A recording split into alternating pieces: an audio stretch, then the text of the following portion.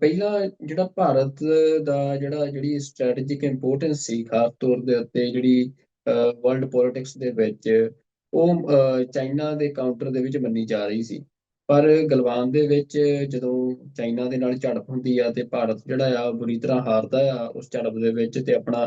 ਕਾਫੀ ਵੱਡਾ ਖਿੱਤਾ ਜਿਹੜਾ ਆ ਉਹ ਵੀ ਚਾਈਨਾ ਦੇ ਓਕੂਪੇਸ਼ਨ 'ਚ ਛੱਡ ਦਿੰਦਾ ਆ। ਤੇ ਉਸ ਤੋਂ ਬਾਅਦ ਪਰ ਇੰਨਾ ਜ਼ਿਆਦਾ ਅਸੀਂ ਕਹਿ ਸਕਦੇ ਹਾਂ ਕਿ ਭਾਰਤ ਦੀ ਜਿਹੜੀ ਛਵੀ ਆ ਉਹਨੂੰ ਉਹਦਾ ਜਿਹੜਾ ਨਿਗਾਰ ਆ ਉਹ ਪਬਲਿਕ ਐਕਸਪੋਜ਼ਰ 'ਚ ਨਹੀਂ ਸੀ ਆਇਆ। ਪਰ ਪਾਕਿਸਤਾਨ ਦੇ ਨਾਲ ਜਿਹੜੀ ਇਹ ਜੰਗ ਹੋਈ, ਇਸ ਤੋਂ ਬਾਅਦ ਹਾਲਾਤ ਬਹੁਤ ਤੇਜ਼ੀ ਨਾਲ ਬਦਲੇ ਆ।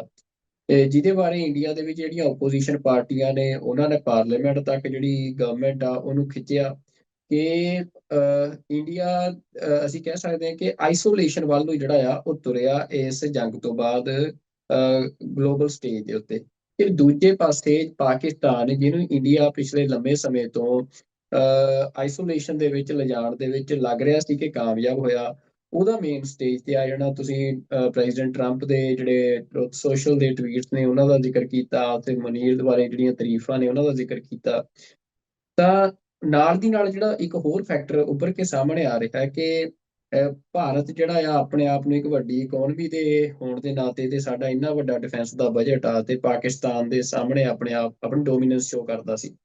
ਪਰ ਇਸ ਵਾਰ ਪਾਕਿਸਤਾਨ ਦੇ ਨਾਲ ਚਾਈਨਾ ਦਾ ਖੜ ਜਾਣਾ, ਤੁਰਕੀ ਦਾ ਖੜ ਜਾਣਾ, ਅਜ਼ਰਬੈਜਾਨ ਦਾ ਖੜ ਜਾਣਾ, ਤੇ ਜਿਹੜੇ ਪੈਟਰਨਸ ਬਣ ਰਹੇ ਆ, ਤੇ ਦੂਜੇ ਪਾਸੇ ਸਾਊਦੀ ਵਰਗੀ ਜਿਹੜੀ ਕੰਟਰੀ ਆ ਜਿਹਦੇ ਕੋਲ ਵੱਡਾ ਅਸੀਂ ਕਹਿ ਸਕਦੇ ਹਾਂ ਕਿ ਸਰਮਾਇਆ ਵੀ ਆ,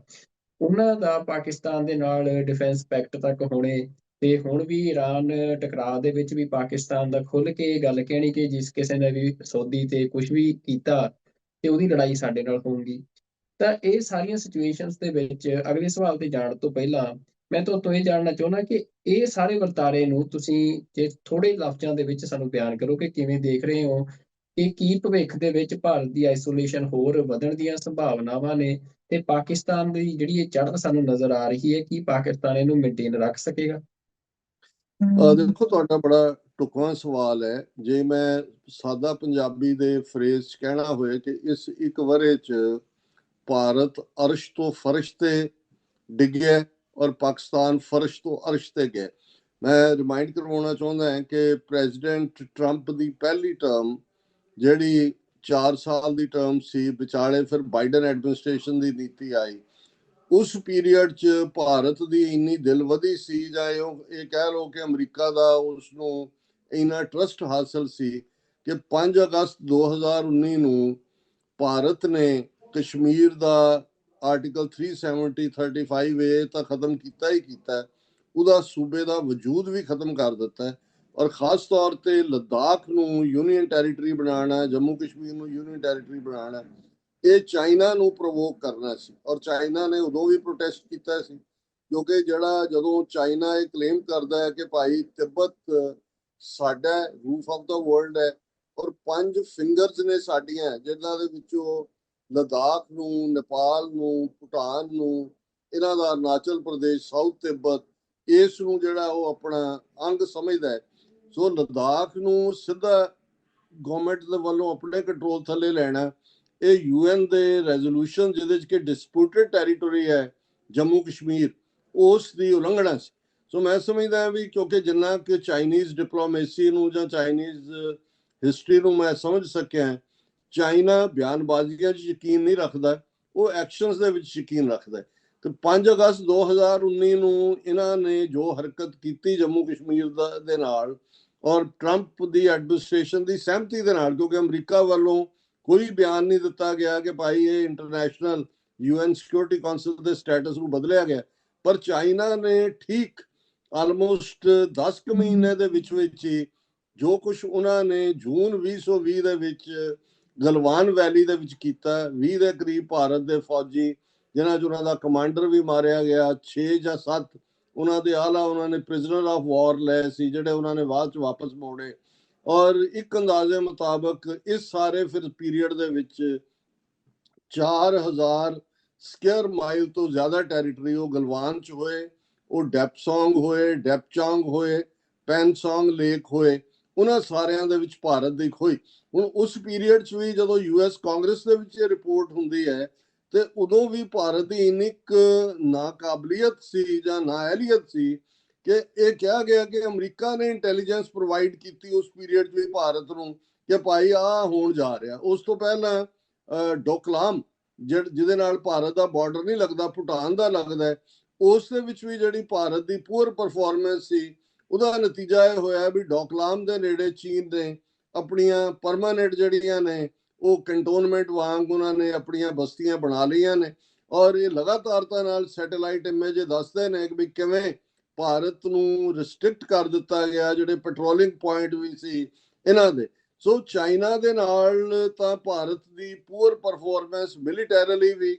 ਇੰਟੈਲੀਜੈਂਸ ਫੇਲਿਅਰ, ਹਾਲਾਂ ਉਦੋਂ ਇਸ ਬਹਾਨੇ ਦੇ ਥੱਲੇ ਲੁਕੇ ਕਿ ਜੀ ਕਿਉਂਕਿ ਜਿਹੜਾ ਉਹ ਕੋਵਿਡ-19 ਸ਼ੁਰੂ ਹੋ ਗਿਆ ਸੀ, ਅਸੀਂ ਉੱਥੋਂ ਆਪਣੀ ਫੌਜ ਵਿਦਡਰਾ ਕਰ ਲਈ ਸੀ, ਚਾਈਨਾ ਨੇ ਜਿਹੜਾ ਉਹ ਵਿਸਾਘਾਤ ਕੀਤਾ ਔਰ ਇਹ ਉਹ। ਲੇਕਿਨ ਅਮਰੀਕਾ ਨੇ ਉਸ ਨੂੰ ਇਹ ਦੇਖ ਲਿਆ ਸੀ ਕਿ ਭਾਰਤ ਦੇ ਪੱਲੇ ਕੁਝ ਨਹੀਂ ਹੈ। ਹੁਣ ਮੈਨੂੰ ਇਹ ਲੱਗਦਾ ਹੈ ਵੀ ਜਿਹੜੇ ਫੈਕਟਰ ਅਸੀਂ ਪਹਿਲਾਂ ਵੀ ਡਿਸਕਸ ਕੀਤੇ ਨੇ, ਭਾਰਤ ਪਾਕਿਸਤਾਨ ਦੇ ਉੱਤੇ ਆਪਣੀ ਡੋਮੀਨੈਂਸ ਜਾਂ ਹੈਜੇਮੋਨਿਕ ਇਸ ਵਾਰ ਦੇ ਨਾਲ ਜਿਹੜਾ ਫਾਲਸ ਫਲੈਗ ਤੋਂ ਬਾਅਦ ਉਹਨਾਂ ਨੇ ਕੀਤਾ, ਜਿੱਥੇ ਉਹ ਆਪਣੀ ਮਜ਼ਬੂਤੀ ਦੇ ਨਾਲ ਆਪਣੀ ਪ੍ਰਾਥਮਿਕਤਾ ਸਥਾਪਿਤ ਕਰਨਾ ਚਾਹੁੰਦਾ ਸੀ, ਐਨ ਇਸ ਦੇ ਉਲਟ ਹੋਇਆ ਰਾਦਰ ਕਿ ਭਾਰਤ ਦਾ ਜਿਹੜਾ ਬਚਿਆ ਖੁਚਿਆ ਥੋੜਾ ਬਹੁਤ ਵੀ ਕੁਝ ਸੀ ਉਹ ਜਾਂਦਾ ਲੱਗਾ। ਹੁਣ ਪਾਕਿਸਤਾਨ ਦੀ ਜਿਹੜੀ ਡਿਪਲੋਮੈਟਿਕ ਸਮਾਰਟਨੈਸ ਸੀ, ਜਿੱਥੇ ਪਾਕਿਸਤਾਨ ਨੇ ਅਮਰੀਕਾ ਦੀ ਹਾਂ ਮਿਲਾਈ ਕਿ ਬਿਲਕੁਲ ਜਿਹੜਾ ਸੀਜ਼ ਫਾਇਰ ਇਹਨਾਂ ਨੇ ਕਰਵਾਇਆ, ਸਗੋਂ ਇੱਕ ਕਦਮ ਅੱਗੇ ਜਾਂਦੇ ਆ ਪਾਕਿਸਤਾਨ ਨੇ ਪ੍ਰੈਜ਼ੀਡੈਂਟ ਟਰੰਪ ਨੂੰ ਨੋਬਲ ਪੀਸ ਪ੍ਰਾਈਜ਼ ਦੇ ਲਈ ਨੋਮੀਨੇਟ ਕੀਤਾ ਕਿ ਭਾਈ ਤੁਸੀਂ ਜੰਗਬੰਦੀ ਕਰਵਾ ਕੇ ਲੱਖਾਂ ਜਾਨਾਂ ਜਿਹੜੀਆਂ ਨੇ ਬਚਾਈਆਂ ਨੇ। ਸੋ ਜ਼ਾਹਰ ਹੈ ਕਿ ਪ੍ਰੈਜ਼ੀਡੈਂਟ ਟਰੰਪ ਦੇ ਲਈ ਇਹ ਇੱਕ ਬੜਾ ਖੁਸ਼ਨੁਦੀ ਵਾਲਾ ਜਿਹੜਾ ਕਦਮ ਜਿਹੜਾ ਪਾਕਿਸਤਾਨ ਵੱਲੋਂ ਸੀ, ਇਸ ਨੇ ਵੀ ਆਪਣਾ ਇੰਪੈਕਟ ਦਿਖਾਇਆ। ਸੈਕੰਡਲੀ, ਇਹਦੇ 'ਚ ਕੋਈ ਦੋ ਰਾਵਾਂ ਨਹੀਂ ਨੇ ਕਿ ਪਾਕਿਸਤਾਨ ਦਾ ਸਬੰਧ ਹੁਣ ਇੱਕ ਪਾਸੇ ਅਸੀਂ ਸਾਊਦੀ ਅਰੇਬੀਆ ਔਰ ਈਰਾਨ ਦੋਨੋਂ ਪੋਲਸ ਜਾਂ ਪਾਰਟ ਨੇ, ਇਹਨਾਂ ਦੀ ਦੁਸ਼ਮਣੀ ਇਕੱਲੀ ਸੁੰਨੀ ਜਾਂ ਸ਼ੀਆ ਇਸਲਾਮ ਦੇ ਹਵਾਲੇ ਨਾਲ ਹੀ ਨਹੀਂ ਹੈ। ਬਹੁਤੇ ਲੋਕਾਂ ਨੂੰ ਜਿਹੜਾ ਇਤਿਹਾਸ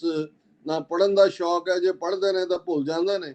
ਕਿ ਜਦੋਂ ਆਇਤੁੱਲਾ ਖਮੀਨੀ 1979 ਦੇ ਵਿੱਚ ਈਰਾਨ ਦੇ ਵਿੱਚ ਆ ਕੇ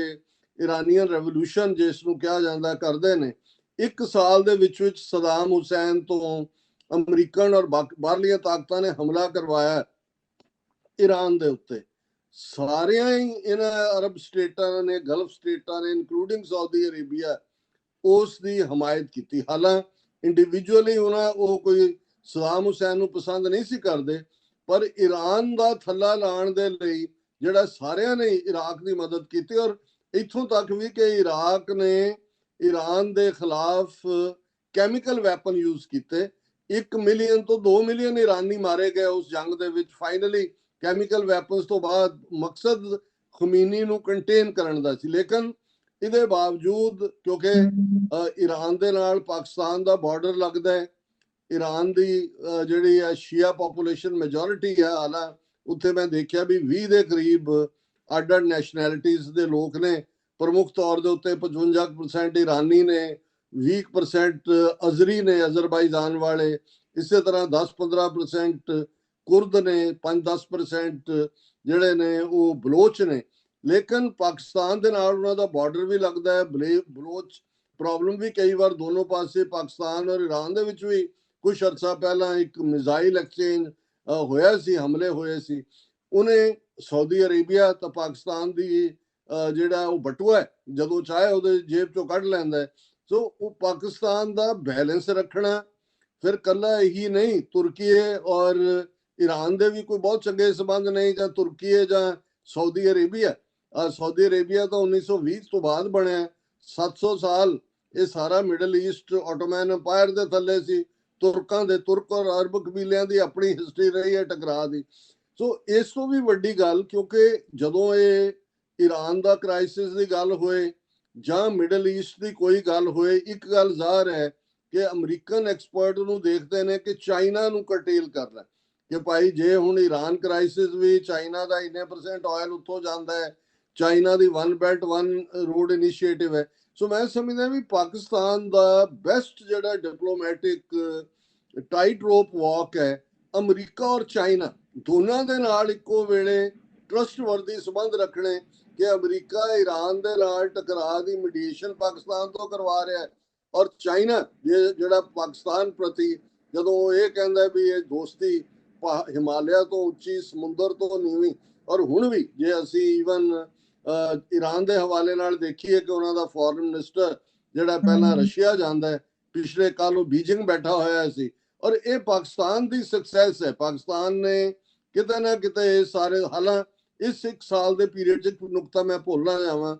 ਕਿ ਭਾਰਤ ਨੇ ਦੇਖਦੇ ਆ ਕਿ ਭਾਈ ਆਪਰੇਸ਼ਨ ਸੰਦੂਰ ਸੋ ਕਾਲਡ ਇਹਨਾਂ ਦਾ ਫਲॉप ਹੀ ਨਹੀਂ ਹੋਇਆ, ਇਹਨਾਂ ਦੇ ਮੂੰਹ ਤੇ ਚਪੇੜ ਵੱਜੀ ਹੈ। ਉਹਨਾਂ ਨੇ ਤੁਸੀਂ ਉਹਨਾਂ ਦੀ ਸ਼ਰਾਰਤੀ ਸਕਸੈਸ ਕਹਿ ਸਕਦੇ ਹੋ ਕਿ ਉਹਨਾਂ ਨੇ ਤਾਲਿਬਾਨ ਰਜੀਮ ਜਿਹੜਾ ਹੈ ਉਸ ਨੂੰ ਪਾਕਿਸਤਾਨ ਦੇ ਖਿਲਾਫ ਖੜਾ ਕੀਤਾ। ਉਹਨਾਂ ਦੇ ਜਿਹੜੇ ਆਪਸੀ ਅਟੈਕ ਹੋਣਾ, ਵਾਇਲੈਂਸ ਕਰਵਾਣੀ, ਤਹਿਰੀਕੇ ਤਾਲਿਬਾਨ ਨੂੰ ਫਾਈਨੈਂਸ ਕਰਨਾ, ਬਲੋਚਾਂ ਦੀ ਜਿਹੜੀ ਹੈ ਲਿਬਰੇਸ਼ਨ ਆਰਮੀ, ਉਹਦੇ ਰਾਹੀਂ ਉਹਨਾਂ ਦੀ ਟ੍ਰੇਨ ਹਾਈਜੈਕ ਕਰਕੇ ਜਿਸ ਕਿਸਮ ਦਾ ਜਿਹੜਾ ਹੈ ਉੱਥੇ ਵਾਇਲੈਂਸ ਕੀਤੀ। ਲੇਕਿਨ ਕੁੱਲ ਮਿਲਾ ਕੇ ਜਿਹੜਾ ਪਾਕਿਸਤਾਨ ਮਿਲੀਟੈਰਲੀ, ਡਿਪਲੋਮੈਟਿਕਲੀ ਜਿਹੜਾ ਉਹ ਕਾਮਯਾਬੀ ਦੀਆਂ ਸਿਖਰਾਂ ਤੇ ਹੈ, ਔਰ ਇਹ ਵਰਾ ਪਾਕਿਸਤਾਨ ਦੀ ਹਿਸਟਰੀ ਦਾ ਵੀ ਇੱਕ ਸੁਨਹਿਰੀ ਵਰਾ ਗਿਣਿਆ ਜਾਏਗਾ। ਔਰ ਇਹਦੇ 'ਚ ਕੋਈ ਸ਼ੱਕ ਨਹੀਂ, ਜਿਵੇਂ ਦੂਸਰੇ ਐਕਸਪਰਟਸ ਦਾ ਕਹਿਣਾ ਹੈ ਕਿ ਈਰਾਨ ਇਸ ਸਾਰੇ ਕ੍ਰਾਈਸਿਸ ਤੋਂ ਬਾਅਦ ਦੁਨੀਆ ਦੇ ਵਿੱਚ ਜਾਂ ਉਸ ਖਿੱਤੇ ਦੇ ਵਿੱਚ ਖਾਸ ਤੌਰ ਤੇ ਇੱਕ ਪਾਵਰ ਦੇ ਤੌਰ ਤੇ ਉੱਭਰੇਗਾ। ਮੈਂ ਸਮਝਦਾ ਹਾਂ ਵੀ ਭਾਰਤ ਦਾ ਜਿਹੜਾ ਨਿਵਾਣ ਦਾ ਸਫ਼ਰ ਸ਼ੁਰੂ ਹੋਇਆ ਅਰਸ਼ ਤੋਂ ਫਰਸ਼ ਤੱਕ, ਹੁਣ ਫਰਸ਼ ਤੋਂ ਪਤਾਲ ਵੱਲ ਜਾਣ ਵੱਲ ਹੋਏਗਾ। ਬੇਸ਼ੱਕ ਜ਼ੁਬਾਨੀ ਕਲਾਮੀ ਸਰਜੀਓ ਗੌਰ ਅਮਰੀਕਾ ਦਾ ਐਂਬੈਸਡਰ ਹੈ ਇੰਡੀਆ 'ਚ, ਉਹਨੇ ਕੀ ਕਿਹਾ, ਬੰਗਾਲ ਚੋਣਾਂ 'ਚ ਮੋਦੀ ਜਿੱਤਿਆ, ਟਰੰਪ ਨੇ ਵਧਾਈ ਦੇ ਦਿੱਤੀ, ਔਰ ਉਹਦਾ ਕਹਿਣਾ Modi is a great leader, India ਬਹੁਤ ਖੁਸ਼ਕਿਸਮਤ ਹੈ। ਇਹ ਸਾਰੀ ਇਹਨੂੰ ਅਮਰੀਕਾ ਦੇ ਵਿੱਚ ਹੌਟ ਏਅਰ ਕਹਿੰਦੇ ਨੇ, ਬਟ ਔਨ ਦਾ ਗਰਾਊਂਡ ਨਾ ਤਾਂ ਟ੍ਰੇਡ ਡੀਲ ਅਮਰੀਕਾ ਇੰਡੀਆ ਦੀ ਸਾਈਨ ਹੋਈ, ਨਾ ਅਮਰੀਕਾ ਨੇ ਕੋਈ ਕੰਸੈਸ਼ਨ ਦਿੱਤਾ ਹੈ, ਨਾ ਇਹਨਾਂ ਦੇ ਜਹਾਜ਼ਾਂ ਨੂੰ ਜਿਹੜਾ ਹੈ ਉਹ ਕਿਸੇ ਪਾਸੋਂ ਰਾਦਰ ਈਰਾਨ ਦੀਆਂ ਨਜ਼ਰਾਂ 'ਚ ਵੀ ਜਿਹੜਾ ਭਾਰਤ ਦੇ ਲਈ ਚਾਬਹਾਰ ਪੋਰਟ ਡਿਵੈਲਪ ਕਰ ਰਿਹਾ ਸੀ ਤਾਂ ਕਿ ਪਾਕਿਸਤਾਨ ਨੂੰ ਬਾਈਪਾਸ ਕਰਕੇ ਸਿੱਧਾ ਅਫਗਾਨਿਸਤਾਨ ਔਰ ਸੈਂਟਰਲ ਏਸ਼ੀਆ ਤੱਕ ਪਹੁੰਚ ਹੋਏ, ਉਹ ਡੀਲ ਵੀ ਜਾਂਦੀ ਲੱਗੀ। ਇਸ ਵੇਲੇ ਉਹਨਾਂ ਦਾ ਆਇਲ ਕ੍ਰਾਈਸਿਸ ਵੀ ਆਪਣੇ ਤੌਰ ਤੇ 4000 ਨੂੰ ਜਿਹੜਾ ਰੁਪਏ ਨੂੰ ਸਿਲੰਡਰ ਕ੍ਰਾਸ ਕਰ ਚੁੱਕਾ ਹੈ। ਸੋ ਭਾਰਤ ਨੇ ਗੁਆਂਢ ਦੇ ਵਿੱਚ ਵੀ ਔਰ ਈਵਨ ਈਰਾਨ ਕ੍ਰਾਈਸਿਸ 'ਚ ਵੀ ਇਸ 1 ਵਰ੍ਹੇ 'ਚ